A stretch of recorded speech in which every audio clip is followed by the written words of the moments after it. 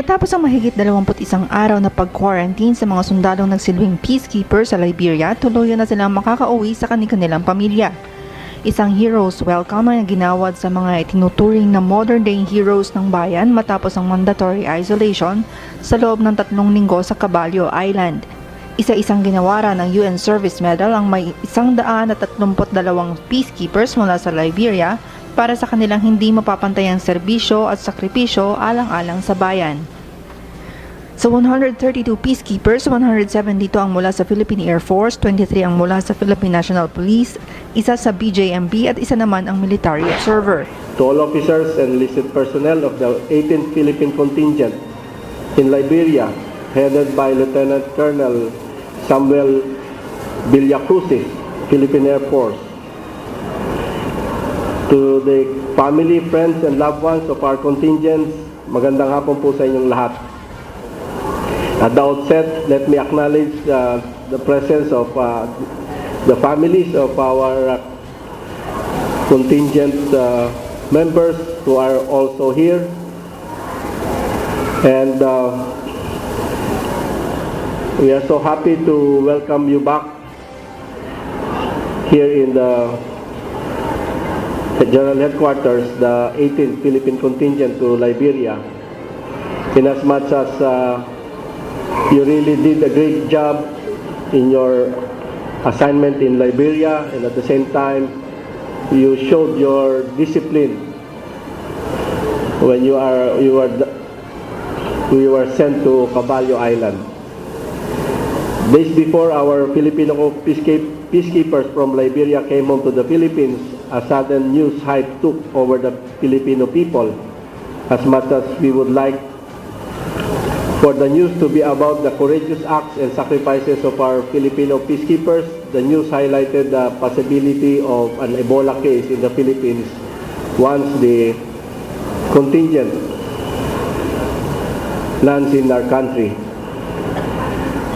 There were a lot of anxiety that came about, and I would even say that you were like a child that was about to be born, and nobody wanted you to be, nobody welcomed you here in the Philippines, in as much as we consider you as heroes coming home.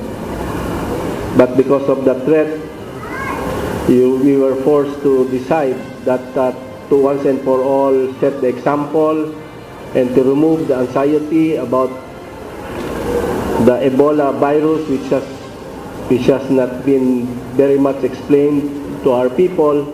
We brought you to Caballo. But in exchange, we also made that Caballo Island as an island paradise for you. So our contingent landed last November 12. They were brought to Caballo Island for a 21-day quarantine period. This was undertaken as a precautionary measure to avoid hysteria among public and to assure everyone and ensure that everybody is safe and away from harm. So tonight or this afternoon, this is equally a big stint for you. And I congratulate you for your stint in Caballo Island. And I know you all enjoyed your stay there. Tonight, we shift the focus from the Ebola news to the more important matter, the arrival of our brave and dedicated peacekeepers from Liberia who finished their mandate of supporting the ceasefire agreement, defending the implementation of the peace process, and protecting the UN personnel and facilities. Tonight, join me in welcoming the 18th Philippine Contingent to Liberia and celebrate their outstanding courage and commitment to serve the United Nations peacekeeping missions by awarding them the UN Service Medal. Today we are happy to formally welcome home our 108 gallant peacekeepers after their successful tour of duty with the United Nations mission in Liberia in West Africa. They are the members of the courageous 18th Philippine Contingent to Liberia who have made us proud by fulfilling our government's commitment to the peacekeepers' goals of the United Nations in that remote part of the globe. The members of the 18th Philippine contingent to Liberia began the performance of their duties in that country on December 3, 2013, and ended their deployment on November 11, 2014. A selection of very capable personnel from our Philippine Air Force. They performed their task in highly commendable manner in support of the United Nations mission in Liberia. Highly trained in the art of peacekeeping operations, they ably provided security and clerical services to the force headquarters of the United Nations mission in Liberia. The evidences of their notable accomplishments are indelibly etched in the awards that we have accorded to them today. They are here before us and their families and loved ones. More importantly, after undergoing the quarantine period of 21 days in Caballo Island, true to our prayers and expectations, they are now in the pink of health and certified to be Ebola-free.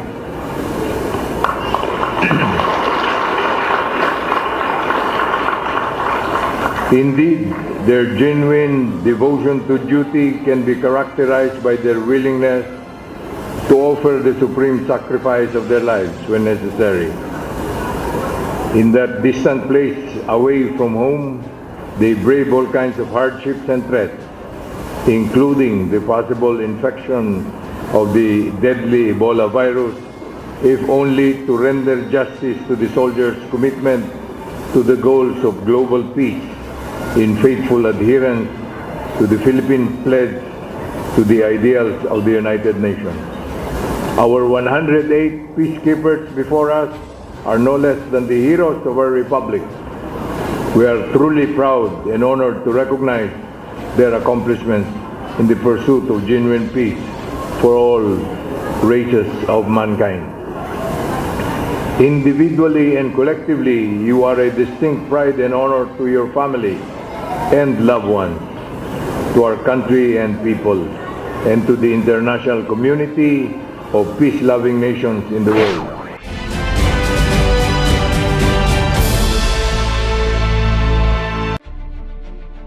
Each year, hundreds of Filipino soldiers are sent to battle to fight for freedom, peace, and justice. Some come home to their families fully incapacitated to go back to service. Others are killed in action, leaving their families scarred and helpless. Junjun was only 5 months old when his father died. Hindi niya masyado nakilala ang tatay niya. Inlibin sila magkapatid. Pero ang gusto ko talaga sa kanila, makaaral sila ng mabuti lahat. Yun ang pangarap ko. For Mariori Hemongala and the rest of her family, fate suddenly changed when her father was severely injured. Payat na sunog na sunog yung katawan. Parang di na makikilala kung siya iba yun. Tapos po yung paa niya, naputol. Tapos pinalitan niya yung kamay niya, dinuktungan na ng bakal. Malaki po yung epekto po nun sa amin kasi po di na po siya makapagtrabaho para sa kinabukasan namin. Di na namin po alam saan kami kukuha. At our soldiers passing or incapacity to go back to service, their families are left to struggle and find other means of earning a living. Sadly, the children's education is sacrificed in favor of very basic needs like food and shelter. So here is Hero Foundation, here is Hipso. Tutulong kami, we'll be there. Help Educate and Rear Orphans, or Hero Foundation Incorporated, is a non-stock, non-profit organization founded in 1988 by the late President Corazon C. Aquino, former Chief of Staff General Renato de Villa, and some of the country's respected business leaders. Hero provides educational assistance in the form of stipends for elementary, high school and college levels, and vocational schooling to the children of Filipino soldiers from various parts of the country who are either killed or totally incapacitated in action. Hero is helping the families, the children of our fallen soldiers. And this is a very big boost to the morale of our people, not just those affected directly, but also those who remain in the front lines, thinking that there will be somebody to take care of their children, even if something happens to them. Hindi sa hero, siguro hindi makapag-aaral ang anak ko ng ganyang kagandang eskwelahan. Nakita ko po dun na yung malaking effort nila na ginawa para sa amin, para makapagtapos lang po kami ng pag-aaral. Kaya po bibigay po talaga namin yung best namin sa kanila. Now is the time to help our nation's heroes. With the Hero Foundation, you can help our soldiers through these dog tag donation boxes found in all Ayala and Mega World malls. You can even send in your donations via text. And by supporting their various fundraising projects, you can reach out to the children of our fallen soldiers all over the Philippines.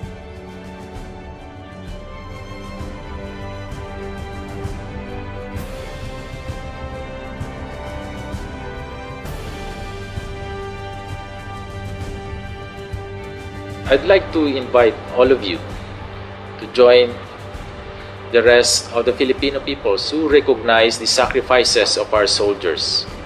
Ngayon, humihingi sila ng donation, pero in reality, sila yung unang nag-donate, dinodonate nila yung buhay nila. Yung kinikilala mo sila, naintindihan mo at binibigyang pugay mo, we honor their sacrifice. I think that's very important. Each Filipino citizen to recognize that. I'm just here to ask for money for our scholars.